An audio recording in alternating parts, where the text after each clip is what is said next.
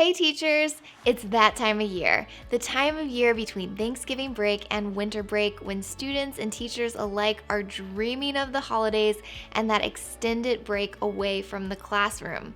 This time of year is full of excitement, but that also means that it can be very difficult to keep students engaged and focused in those weeks leading up to winter break.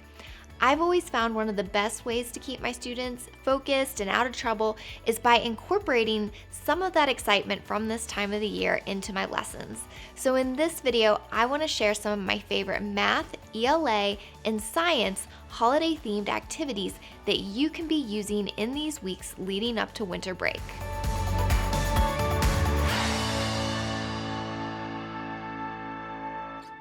Just so you know, in this video, I'm going to be sharing some of my favorite in-person holiday activities for students.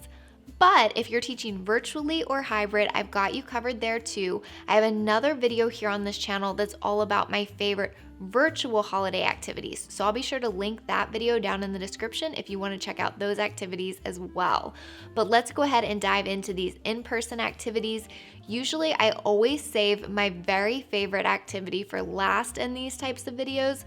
But in this video, I'm sharing my very favorite activity first. Now, you may or may not know this about me, but my husband and I, we are actually in the process of adopting. We have several vlogs here on this channel where we share about the China adoption process and what we've been going through for really the past year and a half. And I share all that with you because preparing to have a multicultural, multiracial family has made me even more passionate than I previously was about sharing different cultures and traditions with kids and students. And that is why one of my very favorite holiday activities is this Christmas Around the World escape room.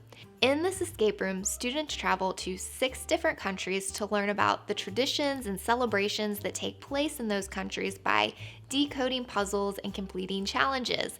Some of the countries they travel to include Japan, Brazil, and South Africa. There's also a challenge where they learn the names for Santa Claus in different countries. It's a lot of fun for students, and all of the challenges incorporate reading comprehension skills, and several of them also incorporate math skills. This resource includes a PDF version for my in-person teachers and also a self-checking digital version for my virtual teachers. And even if you're teaching in person, you can still use the digital version at centers perhaps. You can find this resource linked down in the description for this video. This resource is always a huge hit with my students, and it is one of my very favorite holiday activities to complete each year. Speaking of holiday traditions, this is a great time of year to encourage your students to share more about themselves. You could have them create a presentation or a scrapbook that shows some of their family's holiday traditions. This is also a great way to incorporate technology in the classroom. You could have them doing this using something like Google Slides. You could also have a show and tell day where each student brings in one object that represents something that they like to do with their family and friends around the holidays. It could be something like an ornament or a book or a movie or a holiday decoration or wrapping. There's so many things they could bring in, and it will help you get to know your students and your students to get to know each other. Another one of my favorite holiday activities that I use every single year is a holiday letter writing activity to the troops stationed overseas. I grew up in a military family, so I always enjoy being able just to educate our students about the sacrifices that many of our troops make in order to protect our safety and freedoms every single day. Having grown up in a military family, I also know that this can be a very difficult time of year for the troops who are stationed overseas and away from their loved ones. So receiving these letters from students can really help bring some cheer their way. Now, I usually have this letter writing activity span 1 to 2 weeks. We start by learning a little bit about the military, the different branches of the military. Usually I'll have a member of the armed forces either come in and speak to the students in person or do like a Zoom session with students where they tell them a little bit about their job and the kids can ask them questions. It's something the kids always really enjoy. It's kind of like a mini career day for them. After we've learned a little bit about that, then we get into the letter writing process, and students learn everything that should be incorporated in a friendly letter, and then they go through that whole writing process of writing a rough draft, proofreading and editing, and then writing their final draft. I love this activity because it teaches students to have compassion for others at this time of the year. It's also a long activity, so it spans several days, which is nice building up to Christmas, and it's also teaching them an important ELA skill. Now, if you're interested in doing letter writing to the troops as well, but you have no idea where to send these letters to, there are some resources you can use. Talk to someone at a local USO office or a military recruitment office. They can definitely help connect you with the right people or give you an address where you can send the students letters to overseas. I've gotten so much feedback over the years about how the troops have really enjoyed reading students' letters and how it really brought a smile to their faces during this time of year. And if you're not interested in writing letters to troops, think about other people who are maybe feeling lonely this time of year that your students can write letters to. Maybe people in nursing homes or children who are in the hospital. There's lots of different options, but this is a great opportunity to practice letter writing and have your students think about somebody else. One thing I think all of us do this time of year is spend a lot of money, from buying gifts to decorating the house to planning your holiday meals. Christmas and the holidays are expensive. But with these expensive holidays and times of year, it means that it's a great opportunity to incorporate some real-world math activities into your classroom. My favorite one is this Christmas shopping challenge, and students are given a budget of $75 and they must shop for 4 people in their family. I also give them some coupons they can use. I give them flyers from actual stores. And so it's a good opportunity for them to practice math skills and also for them to see how far $75 can go during the holidays and to see how much money their families are spending on them to make sure they are having a great holiday season.